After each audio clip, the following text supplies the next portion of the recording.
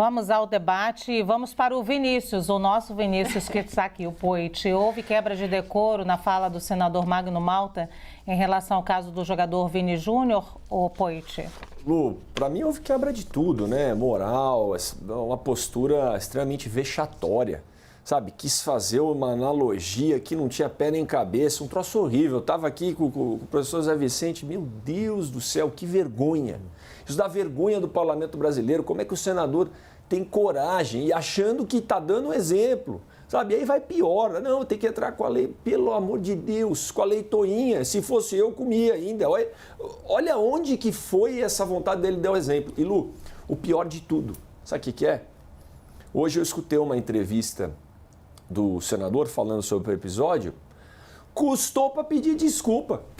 Ele reafirmou tudo que ele falou e quis explicar ainda o que ele quis dizer, com a metáfora, que é um absurdo, que estão atacando ele, que a mídia, sabe? Aí começou a politizar. Não, porque a esquerda... Mas, pelo amor de Deus, senador, esse é um assunto que não tem esquerda-direita.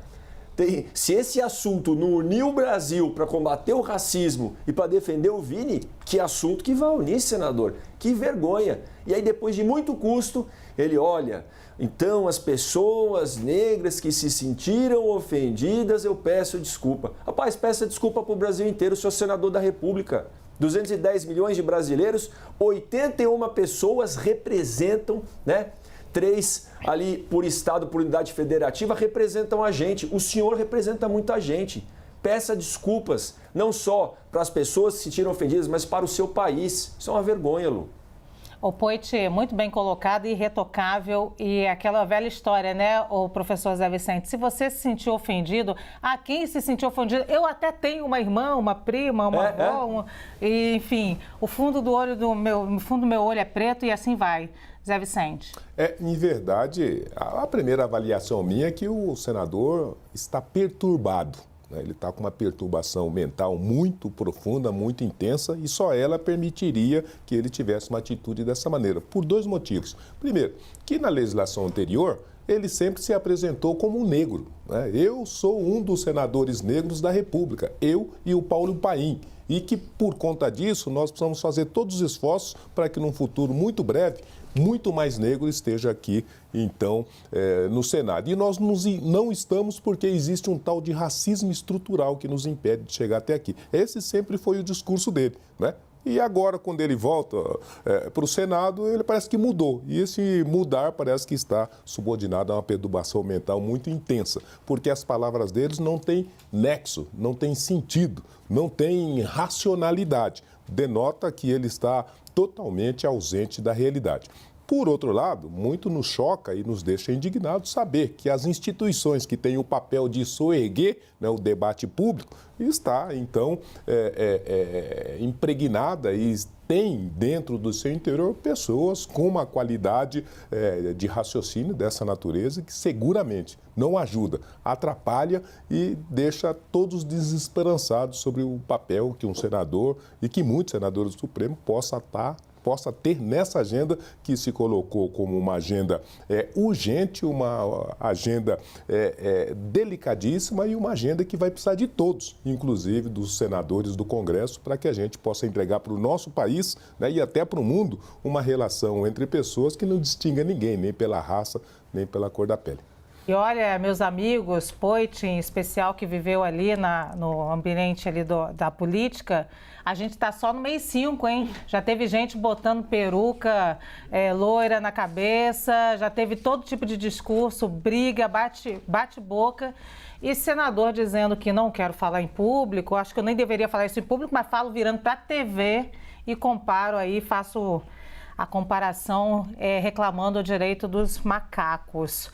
Vamos lá, Samantha. Bom, eu concordo, acho que o professor Zé Vicente colocou muito bem a questão, ele só pode estar perturbado porque ele não consegue conectar as ideias, é um discurso infeliz, ele deve se retratar, o Poit falou que ele demorou para pedir desculpas, mas é exigível uma desculpa não só para quem se sentiu ofendido, ele ofendeu a sociedade inteira, né? Com um discurso descabido e principalmente num aspecto que ele tocou, que é essa questão da revitimização. Não existe revitimização, existe uma vítima, que é o Vini Júnior, que foi vítima de racismo, que está sendo vítima ainda da omissão do Estado espanhol em entrar com as ações cabíveis contra os ofensores, do La Liga em punir o clube e quem está agindo dessa maneira, né? Porque o que a gente está vendo é a sociedade cobrando das empresas tudo, mas aqueles que têm o dever legal de agir não estão agindo. E omissão também é crime. Quando eu tenho a obrigação de agir e de punir e não o faço, eu estou sendo conivente. O que a gente espera de um senador da República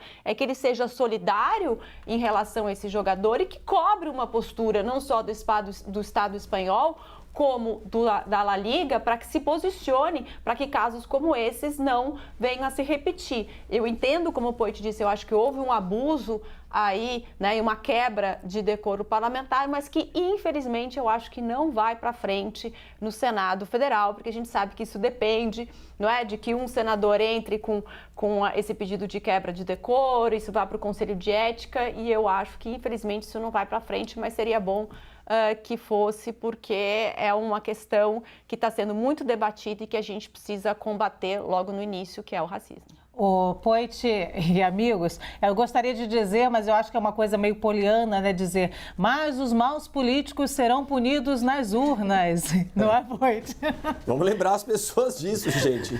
Essas são as pessoas. É aquela frase, viu, Lu? O preço da gente não se interessar é ser governado pelos que se interessam. Vamos fazer essa reforma na urna, pelo amor de Deus. Muito bem, Alessandro. Olha, eu vou... Praticamente faço as palavras de todos, a minha também.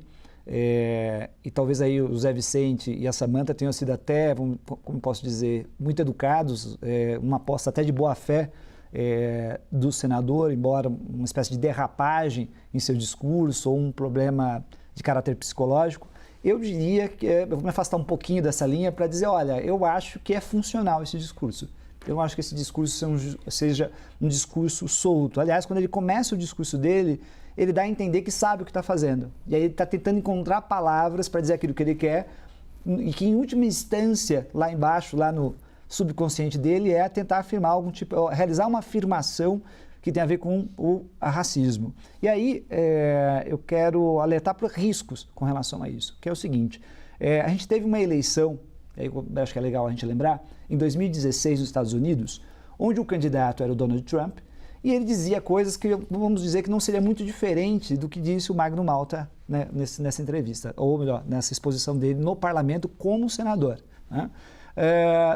O que as pessoas, e é interessante, saiu uma pesquisa naquela época, e se perguntava para as pessoas se eles gostavam do Trump. E as pessoas, normalmente, um grupo de pessoas, de apoiadores, diziam que sim. E não era um grupo pequeno de pessoas que diziam isso. E aí se perguntava, mas por que você gosta? Ele não está dizendo coisas aberrantes, coisas nonsense, como disse o Zé Vicente agora, né? Ele não está dizendo coisas sem pé nem cabeça, coisas absurdas. Por que você reconhece isso? E as pessoas diziam, eu reconheço isso. Que ele está dizendo isso mesmo, e é um absurdo o que ele está dizendo. Mas por que você vota nele? Eu voto porque ele é sincero, ele é como a gente. Ele diz o que ele pensa. Olha só. É isso que indicava a pesquisa em 2016, hein? Você está querendo dizer que isso é sintomático da sociedade brasileira, as pessoas pensam isso, só não têm coragem de falar e aí elas se sentem representadas por um parlamentar que vai lá diante das câmeras e fala aquilo que elas só guardam no quarto escuro com elas. Perfeito. E a palavra representação, ou seja, ele está buscando representar um grupo de pessoas e parecer... E aí tem, logicamente, traços populistas, a gente pode falar um monte de coisa aqui. Mas, no fundo, ele está tentando fazer uma representação. E ele sabe que ele está representando. Ele sabe que ele está... Bom, basta você pegar nas redes sociais os comentários da notícia, do discurso dele. Você vai ver um conjunto de pessoas simplesmente apoiando ele, dizendo, olha, é isso aí, não é tão assim, não foi tão duro assim a coisa, não é tão absurdo. E aí começa a parecer que o sujeito é um sujeito simples, um sujeito do povo, que está dizendo aquilo que o povo diria, de alguma forma. Por isso que tem um elemento aí que eu chamo de representação e um elemento populista. É essa a razão pela qual eu digo que eu não tenho essa aposta tanto na boa-fé do senador Magno Malta. Ele é senador há muitos anos, ele sabe o que estava fazendo ali, ele, como diz, né, o ditado, ele não é menor de idade, não é isso? Ele não é menor. Ele sabe muito bem o que está fazendo ali, não é o primeiro mandato dele, ele está na política há muitos anos e sabe o que está fazendo. A questão é, quebra de decoro ou não quebra de decoro? Bom, aí vamos para uma segunda questão, que se fosse a primeira vez que ele fizesse isso, nós estivéssemos lá no dia 6 de outubro de 1988, primeiro dia da Constituição de 88, acabamos de sair da ditadura militar, né? O cara vem e fala umas coisas dessas, eu já pregaria pelo menos algum tipo de suspensão, alguma punição, né? Agora, mais de 30 anos da Constituição de 88, né? Com um deputado que no primeiro dia depois de 88 elogiava a ditadura e não foi cassado, eu diria, caça. Sabe por quê? Esse tipo de pensamento não pode se expressar nos cargos públicos. É quebra de decoro, é grave em razão da situação política do país. Nós tivemos uma tentativa de golpe, né, no país há pouco tempo. Então pode cassar o mandato, está legitimado. Não acredito que os parlamentares vão fazer isso, mas me parece que é quebra de decoro, é gravíssimo, considerando o contexto brasileiro. Eu vou aproveitar a fala do Alessandro aqui, eu acho muito importante esse debate. Poit, eu vou passar para você e depois para o Zé Vicente de novo, porque eu queria te perguntar uma coisa. Você acha que real que pode ser cassado o Magno Malta por essa fala, depois de tudo que o Alessandro trouxe aqui? E por que não seria, caso a sua resposta seja não? Olha, se eu tiver que dizer se eu acho ou não que vai ser cassado, eu acho que não. Infelizmente, Lu. Porque existe um corporativismo ali. Existem os colegas que vão dizer, não, mas ele não quis dizer isso, já se explicou. Não, mas olha, veja bem. Então, para ser cassado, precisaria de uma pressão popular muito grande, sabe? Visto o que aconteceu aqui, por exemplo, na Assembleia Legislativa com o deputado estadual. Para ser cassado, somente com uma pressão popular que justificasse e que olhasse os pares dele, porque, infelizmente, os políticos eles são movidos, alguns, né, não vou dizer todos, mas a maioria, a votos. O que dá voto? Rapaz, parece que apoiar ele aí e não caçar ele, nós vamos perder voto, nós vamos perder popularidade. Então, bora caçar porque a sociedade está pedindo. Olha a motivação, é a motivação errada. Não é a motivação porque o que ele falou é o fim da picada, é um absurdo. Então, se a sociedade, Lu, de repente se mobilizasse, o Brasil inteiro falando disso, pedindo a cassação, talvez poderia acontecer. Porque quando eles querem, eles dão um jeito lá, passam por cima do regimento. Mas se você me perguntar o que eu acho que vai acontecer, praticamente nada. Uhum. Professor Zé Vicente, calma que a minha pergunta para você é muito mais complexa, tá? O Alessandro trouxe algo aqui interessante, que é essa imagem que tem do Brasil normalizada, de que as pessoas, mesmo no parlamento, mesmo diante de câmeras, podem fortalecer a imagem de inferiorização da população negra. E a minha pergunta é complexa, por quê? Porque somos 56% da população. Por que pessoas assim continuam sendo eleitas e não penalizadas, professor? Porque a gente continua tendo uma idealização totalmente contraditória da realidade dos fatos do nosso país, né? Nós, como cidadãos de bem, como aqueles que querem o bem para o nosso país, nós traduzimos os pilares do que nós entendemos como um país acolhedor, um país que respeita e que abraça a todos, né? Tem que respeitar as pessoas, tem que tratar todos de forma igualitária, tem que ter parcimônia na estruturação dos gastos públicos e tem que ter um desenvolvimento que permita a felicidade geral da nação. Em regra, mais ou menos isso. E o que a gente está vendo é que, no mais das vezes, são essas próprias estruturas que se põem contra isso, para sabotar esse tipo de coisa. Então, esse discurso, por exemplo, quando eu digo a perturbação, é uma perturbação como um cálculo político que, na verdade, deixa visibilizado de quem é e do que é que nós estamos falando. Porque esse é um discurso racista em toda a sua estrutura, em toda a sua intensidade. E só por isso deveria, sim, ser objeto de uma intervenção e de um repúdio, né? Aliás, o próprio presidente do Senado deveria vir a público para dizer que os senadores não coadunam com uma atitude e com um discurso dessa natureza. Mas, vindo do Magno Malta, acho que ele traz duas dimensões. A primeira delas é o seguinte: olha como você pode usar um cálculo político para atingir algum objetivo do seu interesse. E ele, então, até ontem, que se apresentava como negro e defensor desse combate ao racismo, agora ele está dizendo que não é bem assim, ele mudou. Não é? E ele está fazendo isso porque, como bem disse Alessandro. O Alessandro, ele enxergou a possibilidade de construir uma persona que possa tirar proveito, né, dessa divisão do país em que precisa daquele cara franco, sincero e que seja igual a todos nós.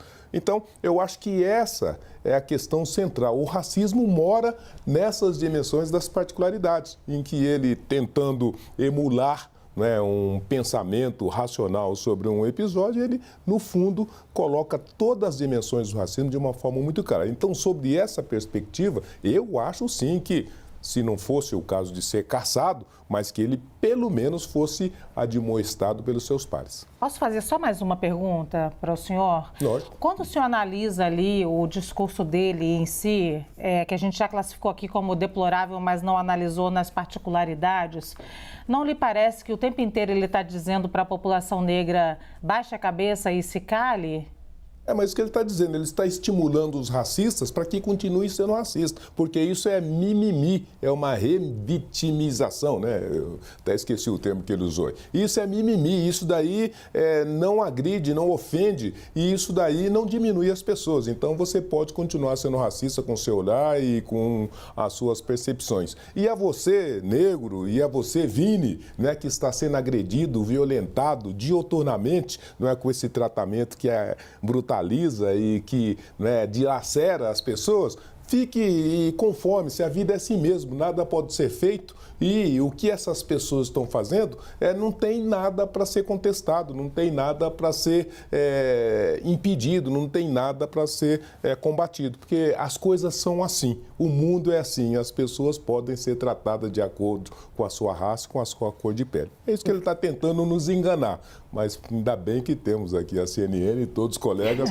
para dizer que nós não concordamos com isso e não vamos permitir que essas coisas se mantenham e atropelem cada um de nós. Vou dizer uma coisa para vocês, Samantha, Vinícius, professores, quem puder... Bom, eu que tenho ascendência negra, né? Quando conversava com meu avô, e acho que todo mundo que tem aí negros em casa, professor também pode falar, que conversava com seus antepassados, consegue ouvir um discurso desse tipo, porque era um discurso muito presente, talvez, no início do século passado.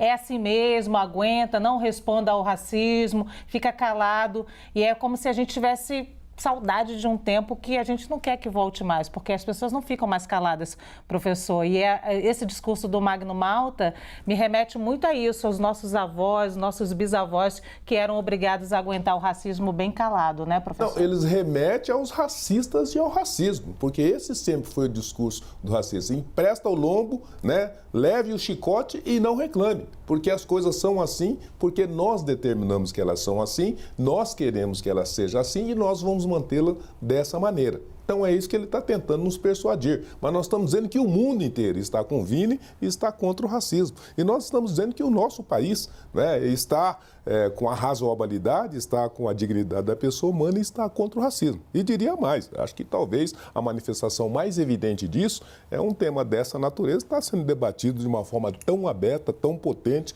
na CNN, como não era há muito pouco tempo atrás. Até pouco tempo atrás era o negacionismo, colocar debaixo do tapete e não tem nada a declarar. Então eu acho que está claro, está evidente. Nós queremos um país em que todos sejam tratados de forma igualitária, indistintamente da sua raça, da sua cor de pele. E se a gente tiver que fazer muito e milhares de debates para isso, nós estamos dispostos a fazê-lo, porque esse é o país que nós queremos para nós e para os nossos filhos.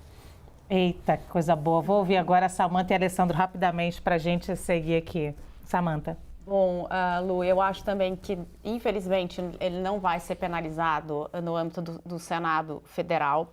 E acho que o Alessandro tocou num aspecto muito importante. Então, infelizmente, ele representa uma grande parte do eleitorado que concorda com esse pensamento e nesse discurso ele tentou angariar essas pessoas, mas eu acho que esse caso coloca uma coisa mais em xeque, né? Quando a gente tem um regime democrático, onde todos têm direito a se manifestar livremente e a gente escuta discursos assim e a Constituição traz elementos que podem punir esse discurso e a quebra de decoro parlamentar e essa representação no Conselho de Ética não se apresenta, a gente vê que a gente tem um discurso na forma, mas na matéria, na hora que a gente tem que efetivamente levar isso a efeito, ainda isso não é concretizado, não é? Então, eu reafirmo aqui algo que eu venho sempre dizendo, que eu acho que a única forma e a mais eficaz de a gente combater o racismo e qualquer tipo de discriminação é sempre por meio da educação, porque ninguém nasce racista e ninguém nasce discriminando. Isso, de alguma forma, é colocado dentro da sociedade. E a única forma, ao meu ver, da gente combater qualquer forma de racismo e discriminação é sempre por meio da educação. Muito bem, ninguém nasce racista, uma frase muito boa, mas se aprende rapidamente, já na infância, às vezes, quando criança, né? E diga-se de passagem, às vezes nos ambientes escolares. Às vezes nos ambientes escolares e muitas vezes dentro de casa. Vai, Alessandro. Aliás, Luciana, às vezes quando algumas pessoas são racistas, elas falam, eu fui infantil. E realmente foi infantil, porque elas aprendem pequenininho, né, a serem racistas. Então a resposta é muito pertinente quando eles falam isso. Eu só faço um comentário que a estratégia não é nova. Eu poderia pegar aqui várias frases do ex-presidente da República, Bolsonaro, no qual ele utilizou a mesma estratégia, brincando, fazendo racismo recreativo, né? Várias vezes o ex-presidente da República fez isso e utilizou para angariar apoiadores, para poder juntar o maior número de pessoas que talvez sentado numa mesa, né, não entrasse num diálogo democrático. Ele utilizou esse discurso para tentar montar uma estratégia, né, de massificação, né, do ódio, vamos dizer assim. Então, é importante a gente lembrar disso, que o exemplo já está na história brasileira. Então, se a gente olha para trás, poderia lembrar aqui, por exemplo, daquela frase do Bolsonaro, no qual ele afirma que uma pessoa negra pesa uma arroba. Tá certo? Então, ou seja, não é a primeira vez, não foi a última, e nós temos um desafio aí na realidade brasileira e no parlamento, no caso. Eu acho que é responsabilidade civil, penal e também política de decoro parlamentar.